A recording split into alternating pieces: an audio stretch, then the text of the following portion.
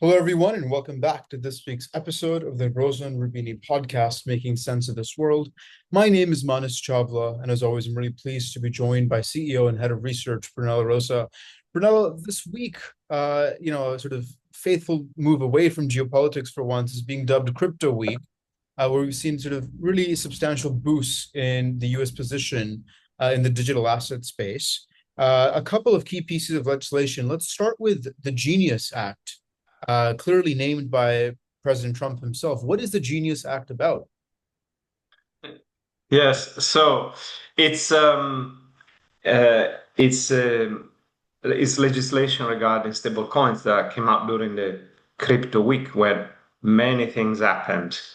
Genius is one of them. Then we got the Clarity Act, the Anti-CBDC Act, the statement by the supervisors of banks, plus the banks' quarterly outlooks and results with crypto strategy. So it was a week full of crypto-related news. So let's start from the Genius Act, as you mentioned. So the Genius Act finally provides some legislation around the adoption of stablecoins. That was initiated by the Senate.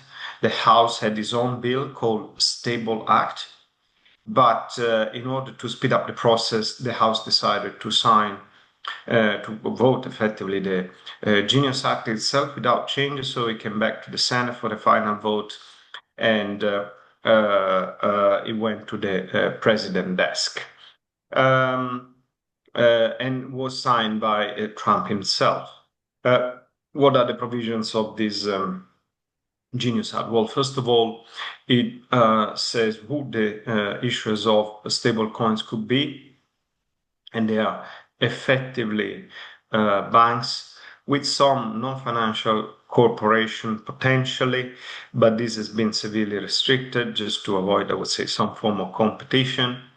Then the requirement having one-to-one backing of liquid assets such as US Treasuries.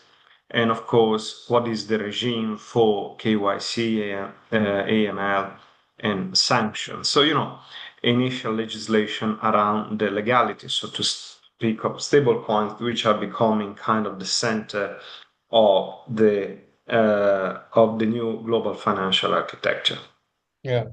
And two other important ones. First one related to the Genius Act, the Clarity Act, and the Anti-CBDC Act. How are these different?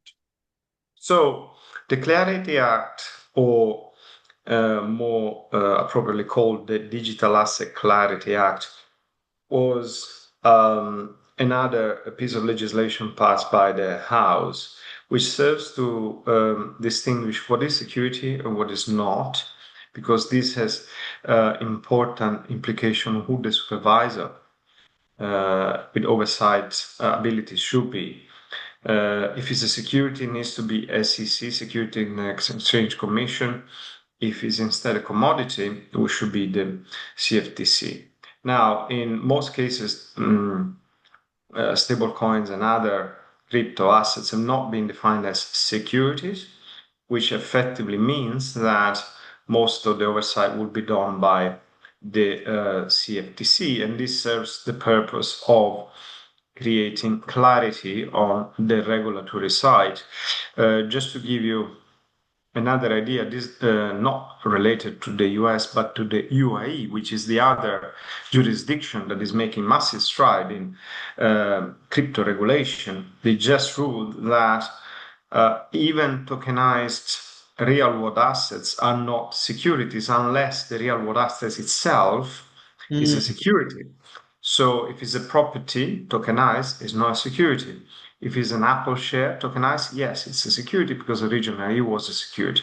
That's massively important because it kind of makes it clear what's security, so under SEC, and what's not, and so it's going to go under CFTC. There were other things flagged as a possibility, so being classified as gambling, being classified as other form of financial products, so with different type of regulations. So I think this provides at least some initial form of clarity. yeah. And the next, And the Anti-CBDC Act that you mentioned is effectively a way of avoiding the Fed from developing its own CBDC that is considered to be a sort of a competitor, if you want, to the private sector stable coin. They mask, so to speak, under this legislation under the privacy or avoiding control from government and so on. But the reality is that those risks are somehow limited, I would think. The important thing is that the US is going for private sector rather than state-backed solutions, and so is crypto and stablecoin. CBDCs are now effectively forbidden by law, which I think could cause some problems down the line in terms of financial stability. But I'm sure we'll have time to discuss this in the future. Yeah. And there's two other major pieces. The SEC, FDIC, OCC, definitely not named by Trump, and the bank's quarterly results and the digital asset strategy. What do these tell us about the future of policy direction? This is important because SEC is the Security and Exchange Commission, FDIC is the Federal Deposit Insurance Commission, and OCC is the Office of the Controller of the Currency. Okay, so these are kind of obscure, if you want, acronyms for something that is extremely important. These are the regulators of banks. So far, they had issued statements saying that whatever banks do regarding crypto requires further authorization. Instead, the new statement says no, you can engage in crypto activity in various shape or form, and that doesn't require additional authorization. So it's like an 180-degree change in what they say banks can do in terms of crypto custody, sub-custody, and so on and so forth. So, there's a lot. While all this happening, banks were releasing their quarterly results. Some of them beat expectations, some of them were a bit more disappointing. There's also the entire trade war tariff saga ongoing and affecting the economy together with the crypto stuff. But banks use this opportunity to reveal part of the crypto. Let's say crypto strategy clearly is much bigger than crypto. It's just a short way of saying anything related to digital assets. So all the major ones, Citi, JP Morgan, Goldman, Bank of America, and so on, are engaging in digital assets. They will issue their own stable coin, sometimes also in a consortium. Then they can have both a single stable coin and a consortium stable coin. And clearly, they've all indicated that what they want to do is engaging more in the digital asset space as the foundation of the new financial architecture.